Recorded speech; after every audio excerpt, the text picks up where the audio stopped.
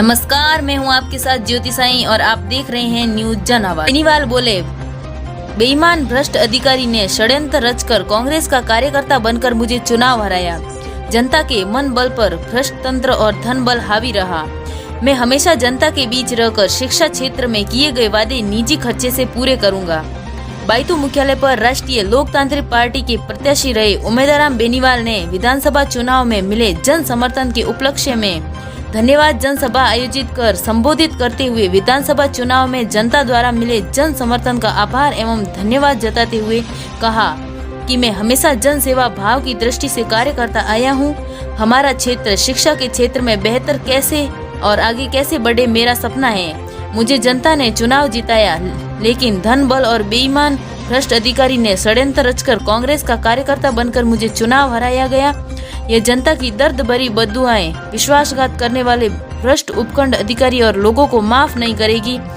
चुनाव की निष्पक्ष प्रणाली के बजाय पूरी तरह से हेराफेरी की गई। जन भावनाओं और लोकतंत्र का खिलवाड़ कर अपमान किया गया है। बायतू क्षेत्र और जिले के किसानों, जवानों के हितों और अधिकारियों के लिए हमेशा लड़ाई लड़ता रहूंगा और शिक्षा, चिकित्सा, पानी की सुदृढ़ व्यवस्था के लिए हमेशा अग्रिम पंक्ति में खड़ा होकर लड़ाई लड़ूंगा।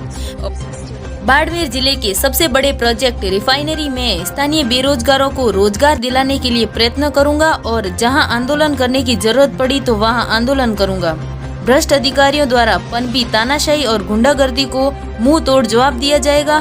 शिक्षा के क्षेत्र में मेरी निजी कमाई से शुरू की गई सरकारी स्कूलों में शिक्षकों की कमी के चलते और आधुनिक शिक्षा को बढ़ावा देने के लिए डिजिटल स्मार्ट क्लासरूम की मुहिम को और आगे गति देते हुए शेष रही स्कूलों में डिजिटल स्मार्ट बोर्ड की व्यवस्था करवाऊंगा।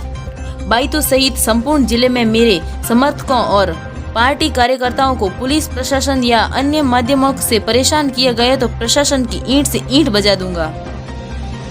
आगामी लोकसभा चुनाव को लेकर जो कयास लगाए जा रहे हैं, इसको लेकर आरएलपी संयोजक हनुमान बेनीवाल जी से चर्चा कर बाड़मेर जैसलमेर लोकसभा क्षेत्र की जन भावनाओं की कद्र करते हुए रणनीति पर विचार किया जाएगा। इस दौरान प्रशासनिक अधिकारियों के प्रतिनिधि मंडल को चुनाव के दौरान धांधली करने के आरोप में बायतू उपखंड अधिकारी विवेक व्यास के खिलाफ कार्रवाई को लेकर सभा स्थल के मंच पर ज्ञापन सौंपा।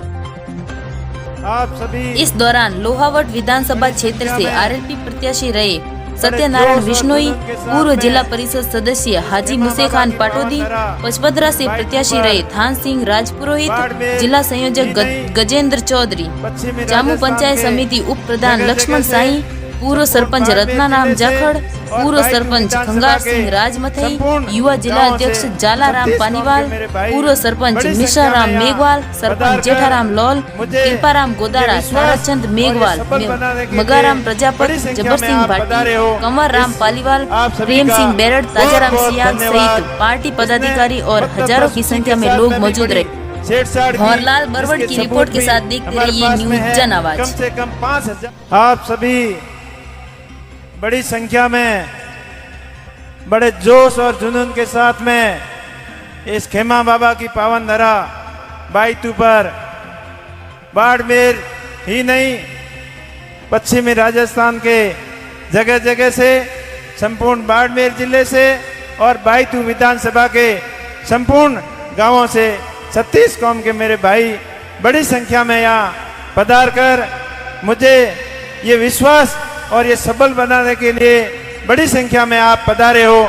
इस आप सभी का बहुत बहुत धन्यवाद। इसने मतदाता सूची के साथ में भी बड़ी छेड़छाड़ की, जिसके सबूत भी हमारे पास में है। कम से कम 5000 ऐसे लोग थे जो नए लोग थे, आरएलपी को वोट देना चाहते थे। उन लोगों का मतदाता सूची से नाम कटवा कर उन नकली नाम 5000 के करीब इसने जुड़वाए, जिनके माँ बाप का और एड्रेस का भी कोई पता नहीं है। ऐसे नाम मतदाता सूचियों के अंदर आए हैं, ये आप सबको पता है। बेईमानी की तो हद तब होती है जब हमने शिकायत के ऊपर शिकायत करने के बाद भी कोई प्रशासन की तरफ से सहयोग नहीं। इस भ्रष्ट अधिकारी के खिलाफ जिला निर्वाचन अधिकारी को भी कई बार शिकायतें करने के बाद कोई एक्शन नहीं। और सबसे ज्यादा शिकायतें चुनाव प्रचार के अंदर हुई है तो वो बायतू के क्षेत्र की हुई है, जो एक टोल फ्री नंबर था जिसके ऊपर आपको वीडियो अपलोड वगैरह हुए थे, वो सबसे ज्यादा शिकायतें अगर कहीं हुई है पूरे राजस्थान में 200 क्षेत्र में, 200 विधानसभा क्षेत्र में सबसे ज्यादा बायतू की हुई, तब भी नहीं सुनी। और उसके बाद में ये षड्यंत्र के ऊपर षड्यंत्र रचता गया और चाहे मतदाता केंद्रों के ऊपर हमने सतर्कता के हिसाब से कई जगह फोर्स लगाने की और वेब कैमरे के लगाने की भी बात कही, लेकिन इन्होंने षड्यंत्र के तहत आरएलपी और बीजेपी के जो मतदाता ज्यादा थे उन बूथों के ऊपर इनने कड़ाई से कैमरे भी लगवाए और जिस बूथों पर हमने बोला उनके खिलाफ उन कोई एक्शन नहीं लिया, नहीं तो फोर्स लगाई एक्स्ट्रा और नहीं वेब कैमरे लगाए। तो इस तरीके से पूरा षड्यंत्र किया।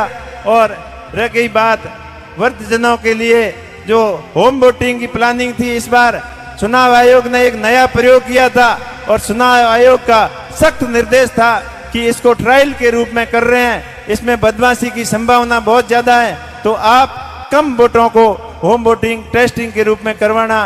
पूरे राजस्थान के अंदर 200 विधानसभाओं में एवरेज प्रत्येक विधानसभा में 200 से 250 से ज्यादा कहीं भी किसी भी क्षेत्र में होम वोटिंग नहीं हुई, लेकिन अपने बायतू के अंदर 3000 होम वोटिंग कराने की इसकी प्लानिंग थी। फिर चुनाव आयोग का डंडा आया तो इसने आधी करके करीब 1500 के करीब होम वोटिंग करवाई, उसके अंदर पूरा का पूरा फर्जीवाड़ा करवाया।